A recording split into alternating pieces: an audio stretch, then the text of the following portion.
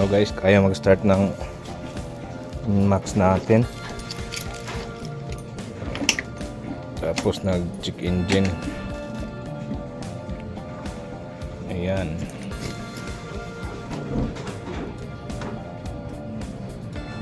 May click lang na tumutunog pero ayaw mag-start. Ano na pala tayo? Nasa more than 25,000 na. Kailangan na rin ipa-check yung B-belt natin. 25,300. So, after more than 3 years, nag-check in din siya. So, try natin i-troubleshoot muna. Pag di makaya, saka natin dalhin sa shop. Sunog na yung terminal. So, subukan natin muna. Common issue kasi ito sa NMAX kaya alam natin na may hintan tayo dito yung natin yung problem. So for now i-direct na lang muna natin ng wire, sana ma-fix, no?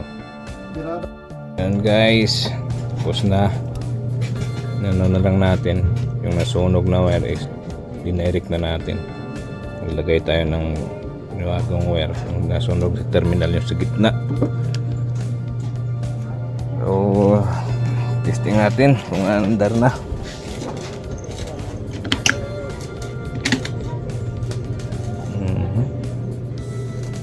So andyan pa yun yung check engine.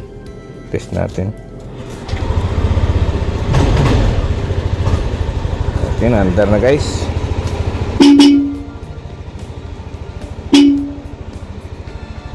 Yung check engine dyan pa rin. So pinakamadaling paraan yan para mawala is lagyan ng sticker dito. Hello guys, i-share ko lang kung paano ko tinanggal tong natin, yung ating check engine, no? So naka-save tayo yung nagasto natin totally sa pag-fix nitong issue ng check engine at starting ng ating NMAX version 2 is lang, isang dangkal na wire tapos electrical tape. Yun lang, no? So naka-save tayo, malaki yung na-save natin. So paano ko nga ba na-remove yung check engine nya? Unang first step natin is i-turn on natin yung motor natin. Pagkatapos is select natin yung DCS natin. So initially naka-turn on yan, i-turn off natin. And then pagkatapos ma-turn off, i-on natin ulit. Pag na-on na, i-start natin yung engine natin. Yan, naka-turn on na siya. Okay. Start. Yan. Just naka-turn on yan. Picture na naka-center stand. Tapos i-rip natin ang lumabas yung TCS. Pagka wala nyan, i-turn off natin yung switch.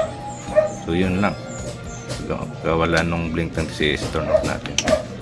On natin ulit, wala, fix na, wala yung check engine.